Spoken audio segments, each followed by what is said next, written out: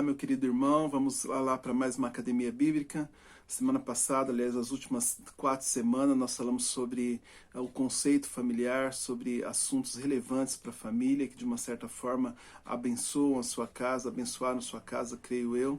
E agora eu vou dar uma pequena pausa e eu vou falar um pouco com vocês sobre a vida realizada, sobre uma vida frutífera. Em breve eu vou estar lançando mais alguns vídeos voltados para casais. Você se inscreve lá no link e você vai ser avisado, e eu tenho certeza que sua família vai continuar sendo abençoada. Uma pergunta muito comum fora do reduto cristão, fora do meio que nós convivemos, principalmente no meio dos nossos amigos, e às vezes algumas pessoas até críticas, ou talvez curiosas, para que a igreja existe? Você já parou para pensar nisso?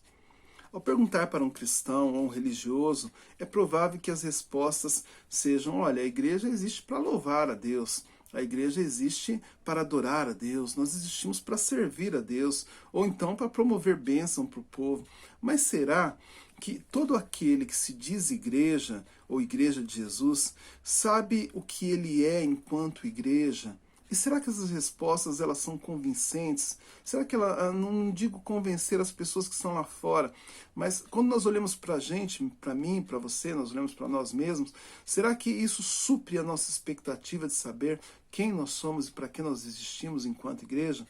Eu não faço essa pergunta com a intenção de provocar constrangimento e nem de ridicularizar qualquer pessoa que seja, mas se um cristão não sabe as reais intenções de Deus ao chamá-lo para ser igreja ou separado para fora, é possível que ele esteja perdido no meio desse mundo cheio de engano.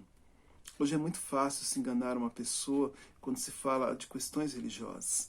E, por incrível que pareça, muitas pessoas estão acreditando ser a igreja ou fazer a coisa certa como igreja, estão caminhando por um caminho totalmente oposto.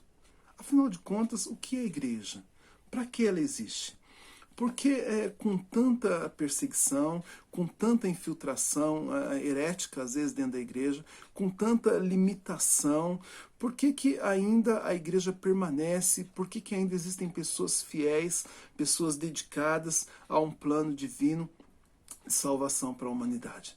Para entendermos isso, primeiramente temos que nos convencer de que a igreja não é uma invenção humana, mas uma invenção de Deus.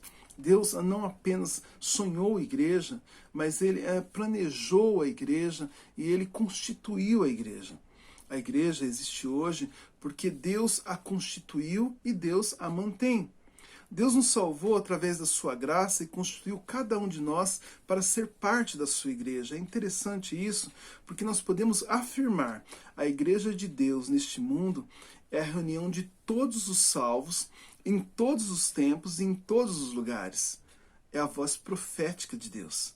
Quando uma pessoa é salva, ela se torna parte da igreja de Deus no mundo. Por que Deus faz esse processo? Por que Deus criou a igreja? Por que ele não simplesmente arrebata uma pessoa no momento que ela aceita Jesus como Salvador e tira ela desse mundo? É interessante porque Deus conta também com a igreja para que os propósitos dele sejam cumpridos. Por que ele ainda nos deixa aqui? Porque Deus criou a igreja com propósitos definidos. Ele não criou no improviso, porque assim que nós nos convertemos, nós recebemos uma missão, e é uma missão específica dada em nossas mãos. Existe uma tarefa a ser cumprida pela igreja de Deus neste mundo. E isso tem a ver, ou tem tudo a ver diretamente com nós nos sentirmos realizados na vida ou não. Essa próxima academia que nós vamos tratar, eu quero falar com você sobre uma vida realizada, uma vida frutífera, respondendo positivamente para o que nós fomos chamados. Deus criou a igreja com um propósito comunitário. A igreja foi criada por Deus como uma espécie de centro de aperfeiçoamento, um lugar onde os crentes são aperfeiçoados. Eles não ficam apenas adorando a Deus no templo, mas eles são aperfeiçoados para uma obra específica no mundo e muito importante. A igreja de Deus é um ambiente de desenvolvimento de fé, Na vida em igreja, normalmente nós desenvolvemos a nossa salvação, aprendemos a respeito da vontade de Deus, desenvolvemos relacionamentos saudáveis com pessoas que nós vamos guardar para a nossa vida toda e possivelmente vamos encontrar na eternidade. Nós crescemos em supervisão mútua e temos a oportunidade de servir as pessoas e servir a Deus. Nós vivenciamos os princípios de Deus que devem nortear a vida de todas as pessoas. Nós somos tratados em nossas deficiências, somos ajudados em nossas limitações e muito mais. A igreja é um centro de preparo e aperfeiçoamento para uma pessoa que deseja uma vida melhor. Porém, embora esse seja um propósito importante, ela não tem isso como um propósito primordial. A igreja é um ambiente para crescimento de pessoas espiritualmente e o interessante é que não é só isso. Deus criou a igreja com um propósito salvador. A igreja não está à toa neste mundo. A igreja é a manifestação da presença de Deus, o Deus criador e soberano no mundo em qual nós vivemos. A igreja é a representante de Deus no mundo. Eu poderia dizer, como diz Bill Hybels, que a igreja é a esperança do mundo. A igreja em Jesus Cristo realmente é a esperança do mundo. Deus a faz presente e faz ela como um presente para o mundo no qual ela foi plantada. Quando nós falamos sobre essa situação, nós estamos falando sobre um Deus que escolhe pessoas imperfeitas para uma obra perfeita. Nós estamos falando sobre um Deus que ele coloca-nos como pessoas privilegiadas a pregar o evangelho dele. 2 Coríntios 2, versículo 17, diz o seguinte: ao contrário de muitos, nós não negociamos a palavra de Deus visando lucro. Antes, em Cristo falamos diante de Deus com sinceridade, com homens enviados por Deus, aliás, como homens enviados por Deus. O posicionamento de Deus é para que as pessoas que estão à nossa volta, de uma certa forma, entendam a igreja, como diz 2 Coríntios 2,15, o aroma de Cristo entre os que estão sendo salvos e os que estão perecendo. As pessoas vão descobrir como Deus é e pensa através da igreja. As pessoas vão descobrir a história de Deus através da igreja. Eles vão descobrir através de nós, através do povo escolhido para anunciar as boas novas nesse tempo que nós estamos vivendo. O instrumento de Deus para se tornar conhecido pelas pessoas chama-se igreja. A igreja é a única esperança de salvação para o mundo que nós vivemos. A igreja é a ponte através do qual o mundo distante de Deus pode ter um encontro com Jesus. O caminho, a verdade e a vida. Romanos 5, versículo 1 diz o seguinte: tendo sido, pois, justificados pela fé, temos paz com Deus por nosso Senhor Jesus Cristo. A igreja foi criada para anunciar a salvação em Cristo Jesus às pessoas distantes de Deus e destinadas à perdição eterna. Romanos 10, versículo 14 e 15 nos orienta o seguinte: como, pois, invocarão aquele em que não crerem? E como crerão naquele de quem não ouviram falar? E como ouvirão se não há quem pregue? E como pregarão se não forem enviados? Assim como está escrito, quão formosos os pés dos que anunciam as boas novas. Quão formosos são os pés daquele que faz parte da igreja.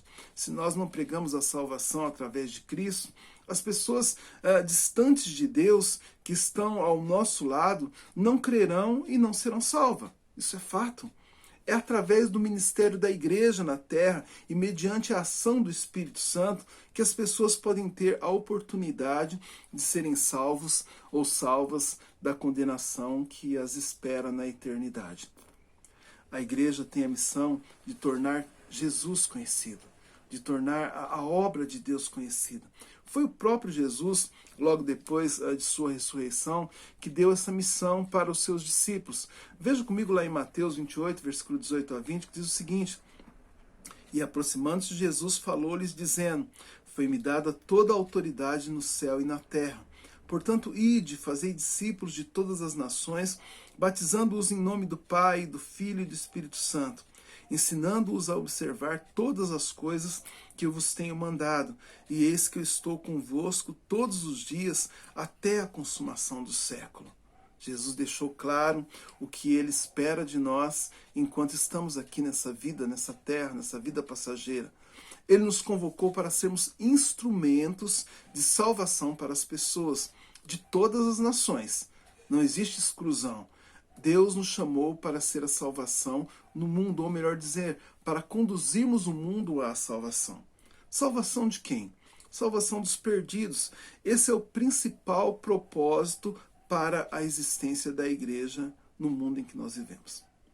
Como parte da igreja de Deus neste mundo, nós temos a obrigação de conduzir pessoas à salvação ou conduzi-las até Jesus Cristo. Nós temos a responsabilidade de tomar a iniciativa. Quando se diz ide, Jesus não está questionando que existe uma hipótese. Jesus está dizendo assim, vocês devem ir a todo mundo, a todas as pessoas e pregar o evangelho. E não é somente isso. O texto, quando nós falamos a respeito do ide, ele tem um significado permanente. Significa que enquanto nós estamos indo, nós devemos pregar o evangelho. O evangelho acontece no processo. O evangelho acontece como uma missão. O evangelho acontece na vida da igreja. Isso deve ser real em nossas vidas e nos exercícios da nossa vida. Deve nos fazer entender que enquanto estamos em qualquer situação ou local como igreja, a nossa missão é pregar o evangelho às pessoas. Se a igreja não conduzir as pessoas à salvação através de Cristo, nenhuma outra instituição o fará. Não há como terceirizar a pregação do evangelho. Isso é obra da igreja. Se nós, os que cremos, não conduzirmos as pessoas à salvação através de Cristo, quem o fará? Nós somos a igreja, a esperança do mundo. Nós temos a mensagem de salvação que pode fazer a diferença na vida das pessoas. Então nós não podemos guardá-la apenas conosco. Nós precisamos pregar o evangelho de Jesus. Deus criou a igreja com ferramentas necessárias para cumprir essa missão. É interessante pensar que nós somos enviados para uma missão, mas que nós precisamos estar capacitados. Deus, de uma certa forma, não apenas nos capacitou, mas Ele nos deu ferramentas específicas para isso. Deus concedeu a cada um de nós tudo o que nós precisamos para cumprir as suas missões. Dons, talentos, condições, isso tudo faz parte da provisão de Deus para que o Evangelho seja pregado, para que o Evangelho chegue a cada pessoa.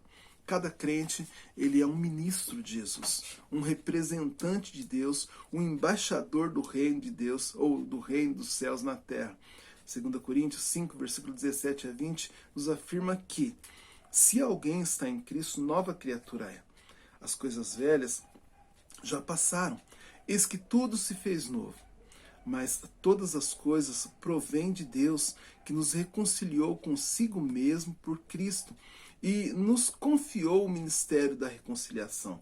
Pois Deus estava em Cristo reconciliando consigo o mundo, não imputando aos homens as suas transgressões, e nos encarrega da palavra de reconciliação. De sorte que somos embaixadores por Cristo, como se Deus por nós vos exortasse. Rogamo-vos, pois, por Cristo que vos reconcilieis com Deus. Cada crente tem a autoridade da parte de Deus para falar em seu nome. Mateus 28, versículo 18 e 20 diz assim: E aproximando-se, Jesus falou-lhe dizendo, foi-me dada toda a autoridade nos céus e na terra. Portanto, ide, e eis que estou convosco todos os dias até a consumação do século. Cada crente tem uma mensagem a ser dita. A boa nova de Deus, 2 Coríntios 5, 18, versículo 19, diz o seguinte: mas todas as coisas provêm de Deus, que nos reconciliou consigo mesmo por Cristo e nos confiou o ministério da reconciliação.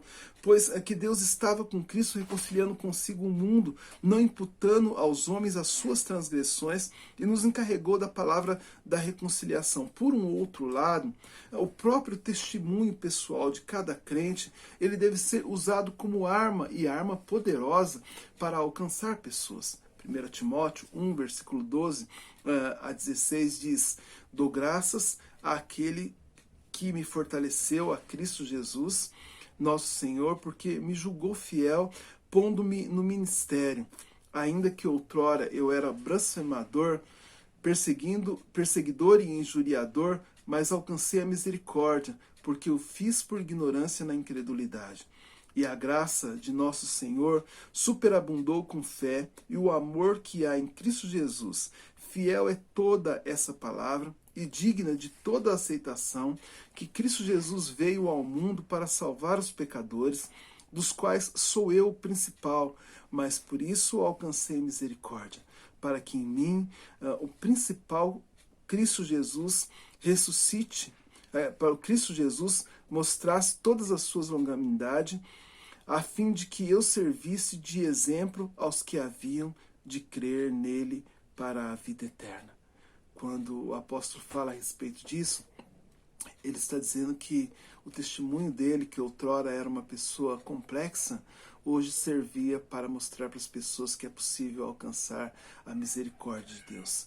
Cada crente tem a garantia das respostas de oração que fazem, o que é também mais uma arma poderosa. Veja comigo João 16, versículo 23 a 27. Naquele dia me perguntareis, em verdade vos digo que tudo quanto pedirdes ao Pai, eu vou-lo considerar em meu nome, ele vou-lo considerar em meu nome. Até agora nada pedistes em meu nome. Pedi e recebereis, para que o vosso gozo seja completo. Disse-vos essas coisas por figuras. Chega, porém, a hora em que vós não falareis mais por figuras, mas abertamente vos falarei acerca do Pai. Naquele dia pedireis em meu nome, e não vos digo que eu rogarei por vós ao Pai, pois o Pai mesmo vos ama, visto que vós me amastes e credes que eu saí de Deus. 1 João 5,14, versículo 15 diz, e essa é a confiança que temos nele, que se pedirmos alguma coisa segundo a sua vontade, ele nos ouve. E sabemos que nos ouve em tudo que pedimos, sabemos que já alcançamos as coisas que lhes temos pedido. Cada crente, ele tem disponível, além do testemunho pessoal, além das suas orações serem ouvidas, ele tem a unção do Espírito Santo, que não é feita para divertir crente em igreja. Ela tem um propósito específico na vida do crente e na vida da igreja. Atos 1, versículo 8 diz, mas recebereis o poder ao descer sobre vós o Espírito Santo e ser-me-eis testemunha tanto em Jerusalém como em toda a Judéia e Samaria e até os confins da terra. E ainda temos Lucas 11, versículo 11 a 13. E qual o pai dentre vós, que se o filho lhe pedir pão, lhe dará pedra? Ou se lhe pedir peixe, lhe dará por peixe uma serpente? Ou se pedir um ovo, lhe dará um escorpião? Se vós, pois sendo mau, sabeis dar boas dádivas aos seus filhos, quanto mais dará o Pai Celestial o Espírito Santo àqueles que lhes pedirem. Eu gosto dessas passagens porque elas afirmam o quanto que o Espírito Santo é presente na vida daquele que anuncia as boas novas na vida da igreja. João 14, versículo 26 diz o seguinte, mas o ajudador, o Espírito Santo, a quem o Pai enviará em meu nome, esse vos ensinará todas as coisas e vos fará lembrar de tudo quanto eu vos tenho dito. Jamais poderemos dizer um dia que não obedecemos à ordem de evangelizar por falta de recurso. Não há justificativa. Se nós não conduzirmos as pessoas que estão ao nosso lado a Cristo, será por infidelidade. Não vai ser por falta de recursos. Não vai ser por falta de Deus nos ter provido. Por isso a pregação do Evangelho é algo muito sério e nós precisamos entender que Deus nos capacita para ela. Deus nos salvou, nos deu uma tarefa e todas as ferramentas necessárias para o seu cumprimento. Agora só depende de nós, só depende de mim, só depende de você. Se nós não conduzirmos pessoas que estão ao nosso lado a Cristo, estaremos pecando diante de Deus e ainda não estaremos no sentido realizados nessa vida. É uma desobediência clara à ordem de evangelizar expressa em Mateus 28, versículo 18 a 20, quando Jesus diz que deu toda a autoridade, aliás, que foi lhe dado toda a autoridade e que nós deveríamos pregar o Evangelho, ensinar todas as pessoas as boas novas de Deus. Nós devemos pensar nisso com muito carinho. Se nós não fizermos a nossa parte para a salvação dos perdidos, nós seremos culpados diante de Deus. Ezequiel 3, versículo 18, versículo 19, diz o seguinte: quando eu disser ao ímpio, certamente morrerás, se não o avisardes, nem falardes para avisar o ímpio acerca do seu mau caminho, a fim de salvares a sua vida, aquele ímpio morrerá na sua iniquidade, mas o seu sangue da tua mão o requererei. Contudo, se avisares o ímpio, e ele não se converter da sua impiedade e do seu caminho, ele morrerá na sua iniquidade, mas tu livrastes a tua alma. Evangelizar é um mandamento muito sério, porque é a principal razão da existência da igreja neste mundo. Deus leva isso muito a sério e nós precisamos fazer o mesmo. Levar a sério o propósito que foi incumbido à igreja e que nos faz pessoas realizadas e frutíferas na terra. A igreja é um instrumento de Deus para a salvação de pessoas. Embora nós façamos muitas outras coisas na terra, ela tem o propósito de levar a salvação ao perdido. Deus não fez a igreja apenas para que vivêssemos em uma comunidade desfrutando dos bons relacionamentos, dos bons princípios, da criação boa dos nossos filhos, de sermos abençoados em nossos negócios, para nos casarmos ou para termos um crescimento especial, um crescimento espiritual. Nós mesmos não podemos ser o centro da atenção dentro da igreja. Nós precisamos olhar a igreja como uma igreja que tem um propósito e uma missão. Deus criou a igreja porque desejam que todas as pessoas sejam salvas. Faz parte do plano de salvação da igreja. 1 Timóteo 2, versículo 3 e 4 diz assim: pois isso é bom e agradável diante de Deus nosso Salvador, o qual deseja que todos os homens sejam salvos e cheguem ao pleno conhecimento da verdade. Deus me salvou, Deus salvou você para que vivesse em comunhão e intimidade com Ele, mas também para que fôssemos instrumentos de salvação para outra pessoa, para aqueles que estão ao nosso lado, para aqueles que se encontram longe de Jesus agora. O que teria acontecido com você e o que teria acontecido comigo se um dia uma pessoa não tivesse pensado dessa maneira? Se um dia uma pessoa não tivesse pensado como igreja, se um dia uma pessoa não tivesse pensado com um olhar de misericórdia, olhado para cada um de nós com um olhar de misericórdia, nós estaremos perdidos, né? Por isso eu quero compartilhar com vocês alguns desafios de vida que eu quero que vocês pensem. Primeiro, como crente em Cristo Jesus, será que eu tenho assumido a parcela de responsabilidade que me cabe quanto à salvação daqueles que me cercam? Se eu não tenho feito, é momento de eu pensar sobre isso. É o momento de eu assumir a autoridade que Deus me revestiu com o poder do Espírito Santo para a pregação do Evangelho. É momento de tomar posse das ferramentas que Ele, de uma certa forma, me qualificou ou me produziu para que fossem usadas na minha vida e pregar o Evangelho de Jesus.